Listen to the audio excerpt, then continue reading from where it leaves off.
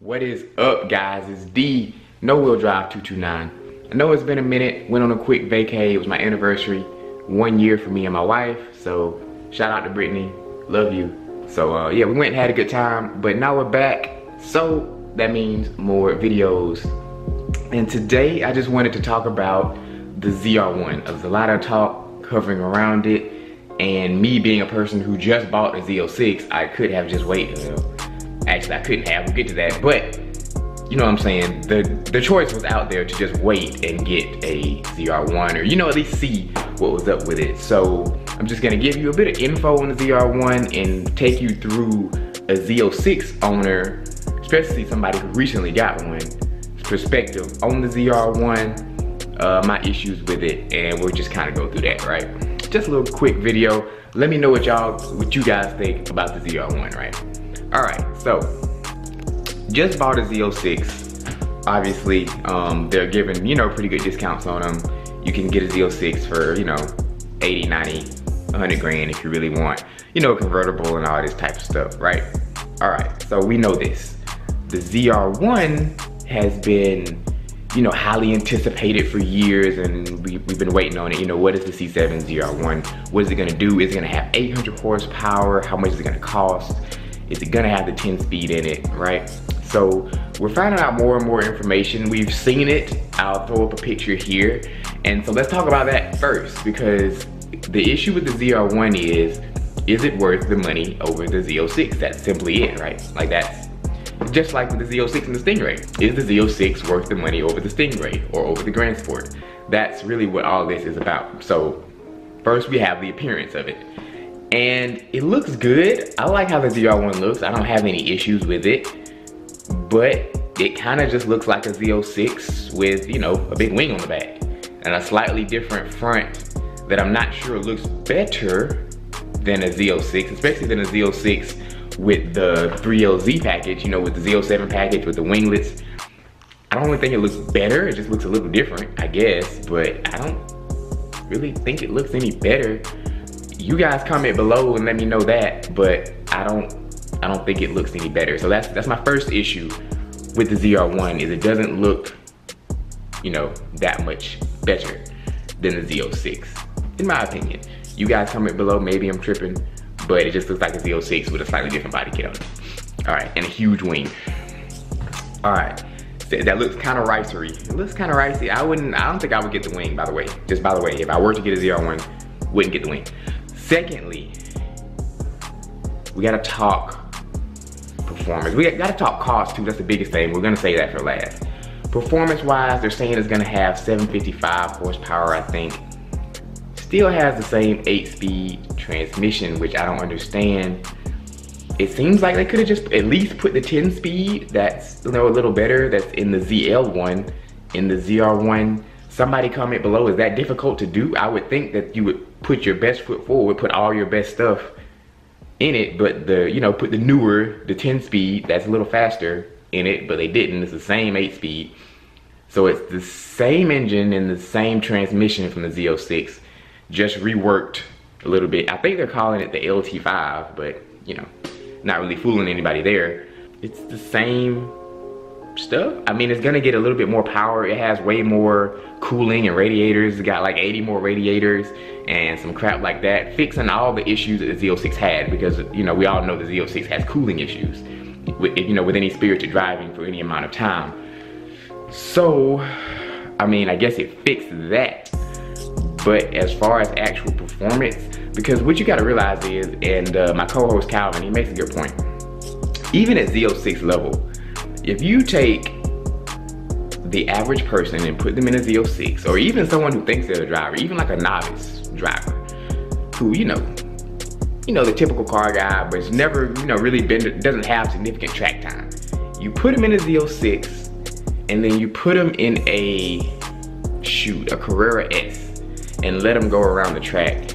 And I bet money they'll go faster in the 911, just because the Z06 is so terrifying, and all that power to the rear wheels in that car, it's just really hard to control it. Now once you do, yes, it'll be a faster car, and that's why you see all the time set in the hands of Randy Post. Yes, hopes, how do you say his name? Randy. In the hands of Randy, y'all know what I'm talking about. In his hands, yes, the Z06 is faster, it's much faster.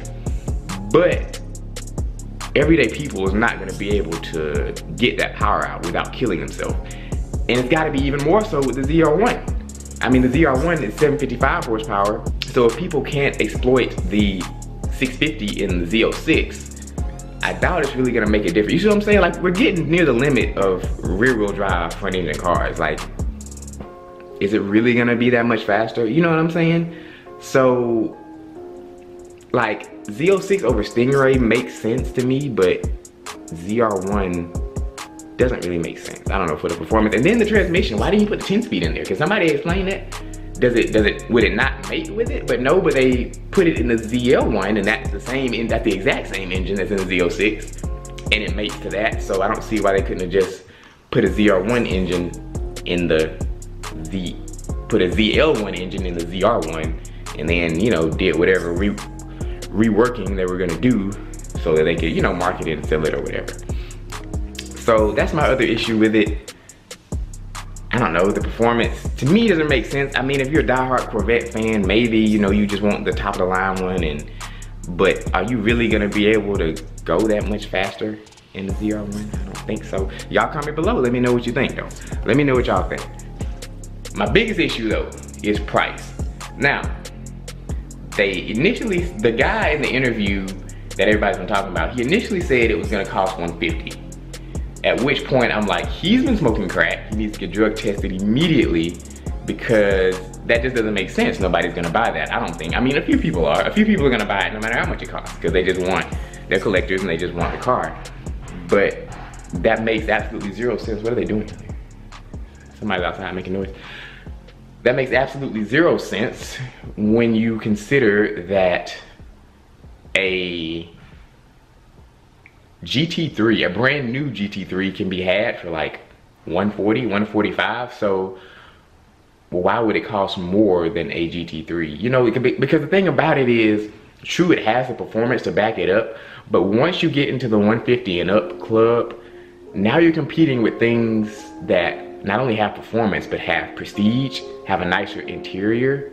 Because now you're paying 150 for a car with the same interior as a 50K Stingray. And, you know, it's not that great. You know what I'm saying? It's okay, I guess. They've, like I say, I mean, we all know they've done better than the C6, but when you compare the interiors to other cars for 150, 175,000, there's no comparison, because you can get an R8 for like 180, you can get a 570S for like 180, 190, and you can get, and definitely used, you can get those cars for that price.